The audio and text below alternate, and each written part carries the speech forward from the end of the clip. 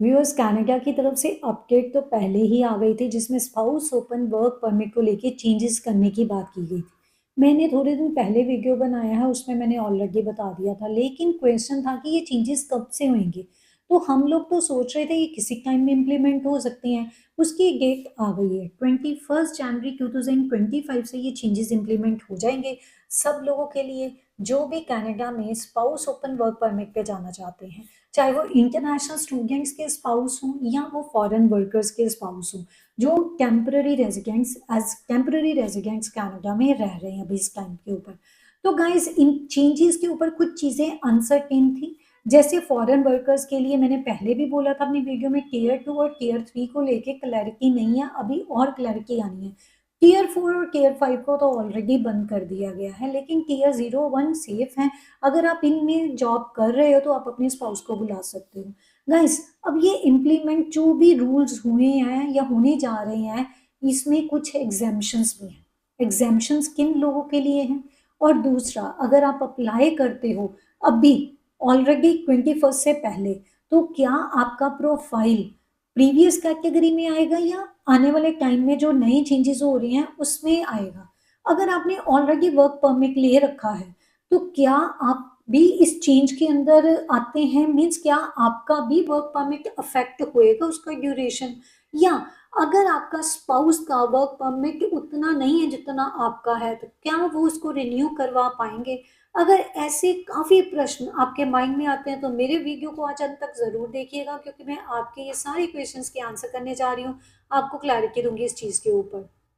चलते हैं आईआरसीसी की ऑफिशियल वेबसाइट के ऊपर, जिसमें मैं आपको जो इन्फॉर्मेशन पब्लिश हुई है उसको सिंप्लीफाई करके बताऊंगी, क्योंकि ये अपडेट बड़ी इंपॉर्टेंट है, इसलिए इस वीडियो को ज्यादा से ज्यादा लोगों के साथ शेयर करना और पूरी इन्फॉर्मेशन के लिए इसको अंत तक जरूर देखना।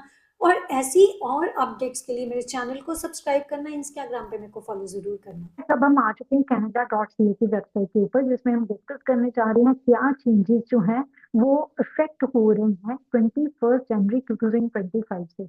और इसमें मैं डिस्कस करूंगी ओपन वर्क परमिट को लेके, क्योंकि फैमिली मेंबर्स के लिए ओपन वर्क परमिट मिलता है जो वो इंटरनेशनल स्टूडेंट्स अपने स्पाउस या बच्चों के लिए अप्लाई करते हैं। अभी तक जो ये सिस्टम चल रहा है, उसी के साथ टेम्पररी फॉरेन वर्कर्स जो टेम्पररी रेजिडेंट्स की कैटेगरी में आते हैं, वो भी इसी कैटेगरी में अपने स्पाउस को बुलाते हैं। इसके अलावा दूसरा वर्क परमिट रहता है, वो क्लोज वर्क परमिट होता है, जैसे कि LMIA वाला। उसमें जो लोग अप्लाई करते हैं वो किसी रिस्ट्रिक्टेड एम्प्लॉयर के साथ उसी जॉब पे काम करते हैं जिसके ऊपर उनका अग्रीमेंट हुआ होता है। तो ये डिफरेंस। अब बात करते हैं जो चेंजेस होने जा रहे हैं। गाइस, अगर आप इसको ध्यान से पढ़ते हो, हेडिंग में बता रहा है changes to open work permits for family members of temporary residents. तो मैंने आपको बता ही दिया, इंटरनेशनल स्टूडेंट्स और फॉरेन वर्कर्स दो कैटेगरीज की बात कर रहे हैं। अदरवाइज इसमें विजिटर्स की कैटेगरी भी आती है, सिर्फ सिर्फ और सिर्फ टेम्पररी रेजिडेंट्स की बात करें, क्योंकि विजिटर्स के लाइक स्पाउस को ओपन वर्क परमिट ऐसी कोई भी कैटेगरी नहीं है, इसीलिए सिर्फ और सिर्फ बात हो रही है इंटरनेशनल स्टूडेंट्स की और टेम्पररी फॉरेन वर्कर्स की।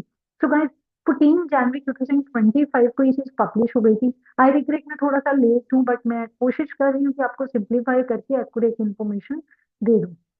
तो इसमें सबसे पहले उन्होंने बोल ही दिया है जो गवर्नमेंट का पर्पस है। The government of Canada is continuing to strengthen the integrity and quality of our temporary resident program while supporting the country's economic goals and labor market needs। तो दो पर्पस है, एक तो लेबर मार्केट की जरूरत को पूरा करना, जो लेबर शॉर्टेज है उसको खत्म करना, और दूसरा कंट्री की जो इकोनॉमिक गोल्स है उसको फुलफिल करना। तो ये दो पर्पस है।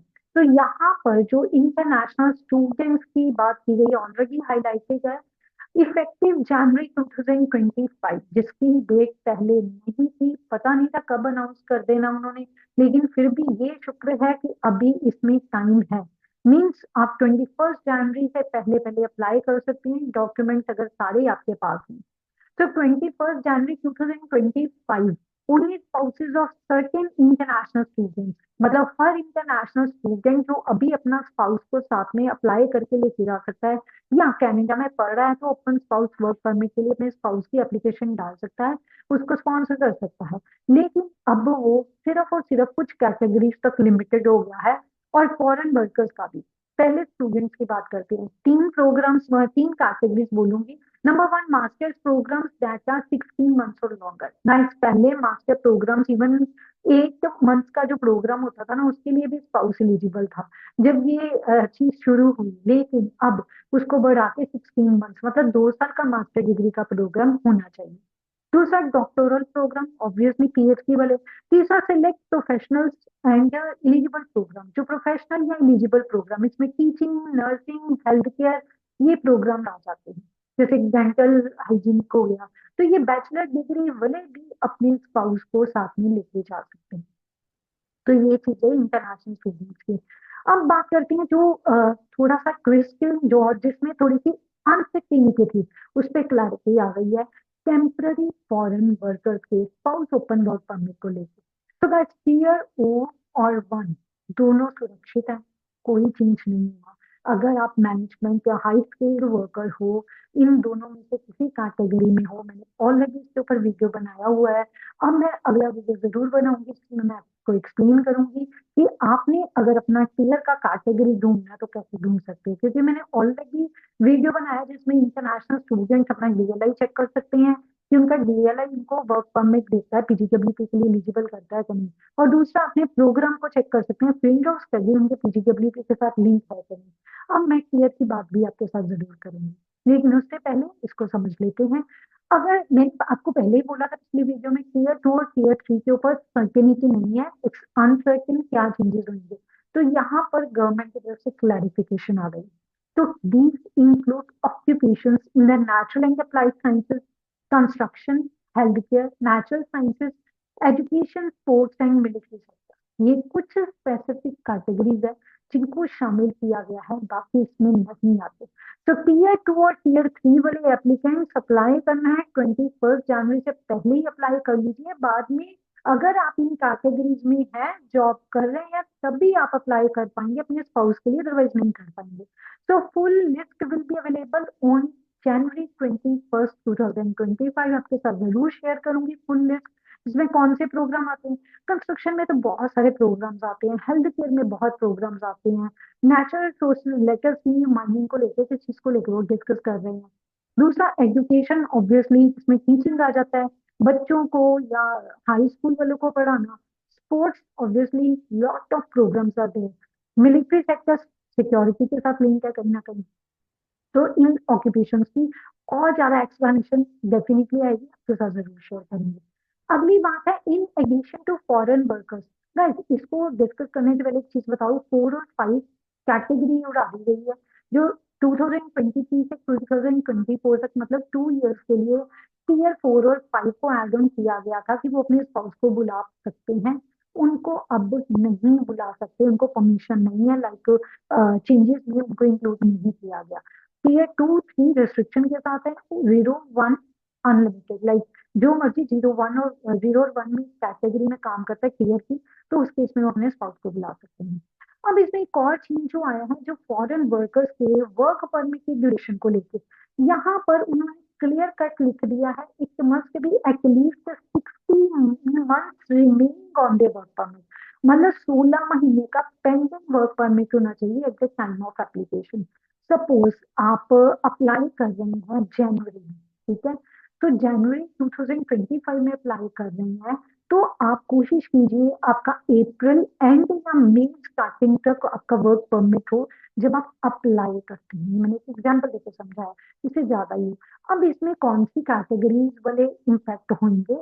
नंबर 1, एलएमआई लेवल, क्योंकि उनका 2 इयर्स का होता है। तो 2 इयर्स अगर वो साथ में ही अप्लाई करती है, दैट इज अनदर थिंग। लेकिन अगर उनका ड्यूरेशन कम हो गया ना, तो डेफिनेटली 16 मंथ्स या उसे कम रहेगा तो वो एलिजिबल नहीं होंगे।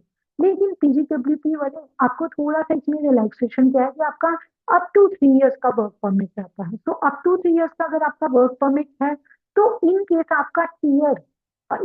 आपका टीयर का जो जॉब है वो 2, 3 है, जो लेबर शॉर्टेज में नहीं आता, या 4, 5 में है, तो आप एफर्ट लगा के अपना जॉब का कैटेगरी है या किसी और जॉब में अप्लाई कर सकते हैं। 0, 1 में आपके पास अप्लाई करने के लिए टाइम है। अगर अभी आप स्पाउस ओपन वर्क परमिट के लिए नहीं अप्लाई करते, जब आपका जॉब का आपका टीयर का 0, 1 में जो वर्क हो जाता है तो उस केस में आप अपने स्पाउस को स्पॉन्सर कर सकते हैं। लेकिन LMIA वाले क्योंकि वो बहुत रिस्ट्रिक्टेड होते हैं, उनके ऊपर रिस्ट्रिक्शंस ज्यादा होती हैं, तो वो अगर उनका टीयर 4 और 5 है तो वो नहीं अप्लाई कर सकते, चाहे उनका work permit more than 16 months हो। ये ध्यान में रखना। अब आगे चीज डिस्कस करते हैं कि कौन से लोग इसमें इंक्लूड नहीं है। सबसे पहले ओपन वर्क परमिट्स जो अप्रूव्ड हो गए थे और जिनकी वैलिडिटी अभी भी है, उनके ऊपर ये चेंजेस इम्प्लीमेंट नहीं होते। तो अगर आपके पास ऑलरेडी वर्क परमिट है तो आप बिल्कुल ना घबराइए, आप प्रीवियस कैटेगरी में ही अपना वर्क परमिट जितना ड्यूरेशन है उस तक काम करेंगे। दूसरा, कुछ और सिचुएशंस भी हैं। इन सिचुएशंस में उन्होंने बोला है, इन situations where students may need more time to complete their program। जैसे स्टूडेंट अभी पढ़ रहा है, उसको और टाइम चाहिए उसका प्रोग्राम खत्म होने के लिए, तो वो इसके अंदर नहीं आते। दूसरा, where family members receive a shorter work permit than the principal applicant। I'll make you understand with the help of an example। For example, temporary foreign worker का प्रोग्राम जो वर्क परमिट का ड्यूरेशन है वो दिसंबर 2026 तक है, और जो secondary मतलब जो उसका स्पाउस ओपन वर्क परमिट पे गया है उसका जो ड्यूरेशन है ना वर्क का, उसको मिल गया 2025। तो सपोज दिसंबर 2025 मिल गया, उसका दिसंबर 2026 मीन्स 12 मंथ्स ज्यादा है। तो इस केस में वो रिन्यू के लिए अप्लाई कर सकते हैं। इसमें स्पाउस और डिपेंडेंट चिल्ड्रन दोनों अप्लाई कर सकते हैं, उनके ऊपर रिस्ट्रिक्शन नहीं लगेगी। ये बड़ी इंपॉर्टेंट चीज है। तो वो एज लॉन्ग एज, अगर उन्होंने दो कंडीशन दी है, applying under the same criteria as the current work permit, उनका जो वर्क परमिट है ना उसी क्राइटेरिया को फॉलो करे जो अभी है। दूसरा, requested duration of renewal matches that of existing study of work permit of the principal applicant. मतलब जैसे मैंने आपको बताया, अगर प्रिंसिपल एप्लीकेंट का वर्क परमिट या स्टडी उसका टिल दिसंबर 2026 तक है, तो जो स्पाउस है या उनका डिपेंडेंट है चाइल्ड, तो उस केस में अगर उसका 25 तक है तो उनको 26 तक का मिल जाएगा। जितना ड्यूरेशन मेन एप्लीकेंट का है उतना ड्यूरेशन स्पाउस को मिल जाएगा, फैमिली मेंबर को मिल जाएगा। तो एक्सटेंड करवा सकते हैं, रिन्यू करवा सकते हैं। नेक्स्ट, अब और कौन से लोग हैं जिनको एग्जाम से किया गया। नंबर 1, वो वर्कर्स जो फ्री ट्रेड अग्रीमेंट के द्वारा अप्लाई कर चुके हैं। दूसरा, वो वर्कर्स जिन्होंने ट्रांजिशन कर दिया है परमानेंट रेजिडेंस, मीन्स जिन्होंने PR के लिए अप्लाई कर दिया। हो सकता है अगर उनका ITA आ गया तो उनके ऊपर इस नई चेंज का कोई असर नहीं होएगा, वो बिल्कुल भी इम्पैक्ट नहीं होगी। Next, family members who will no longer qualify. अब इसको ध्यान से समझना। ऑब्वियसली काफी ऐसे वर्कर्स हैं जो Tier 2, 3 में काम कर रहे हैं और जो लेबर शॉर्टेज वाली कैटेगरी में उनका जॉब नहीं आता, या काफी ऐसे स्टूडेंट्स हैं जो मास्टर्स कर रहे हैं 1 ईयर का। सपोज ये चेंजेस इंप्लीमेंट हो गए और उनका स्पाउस अप्लाई नहीं कर सकता, एलिजिबल नहीं हो सकता, तो उसके लिए आगे क्या ऑप्शन है। नंबर 1, वो विजिटर वीजा लेके कनाडा जा सकते हैं। नंबर 2, वो LMIA अलग से अरेंज करके उसमें क्लोज वर्क परमिट के अंदर अप्लाई कर सकते हैं। नंबर 3, अगर वो पढ़ना चाहते हैं यानी वो एजुकेशन लेना चाहते हैं तो स्टडी परमिट के लिए अप्लाई कर सकते हैं। तो गाइस ये बहुत ज्यादा इंपॉर्टेंट अपडेट है। होपफुली मैंने अपनी तरफ से पूरी कोशिश की है कि आपको इसके ऊपर क्लैरिटी जितनी ज्यादा हो सके आपको दूं। सो गाइज ये तो इम्पॉर्टेंट अपडेट रही regarding spouse open work permit जो चेंजेस इंप्लीमेंट होने जा रहे हैं उसके ऊपर। होपफुली आपको क्लैरिटी हो गई है क्योंकि मैंने अपनी तरफ से पूरी कोशिश की आपको सिंप्लीफाई करके ये सारी इन्फॉर्मेशन बताई जाए। सो गाइज ऐसी इंपॉर्टेंट अपडेट्स के लिए मेरे चैनल को ज़रूर सब्सक्राइब कीजिए, इस वीडियो को ज़्यादा से ज़्यादा लोगों के साथ शेयर कीजिए ताकि उनको ऑन टाइम क्लैरिटी के साथ इन्फॉर्मेशन मिल सके। और मेरा अगला वीडियो किसी और इम्पॉर्टेंट टॉपिक पे होने जा रहा है, तब तक के लिए stay informed and stay vigilant.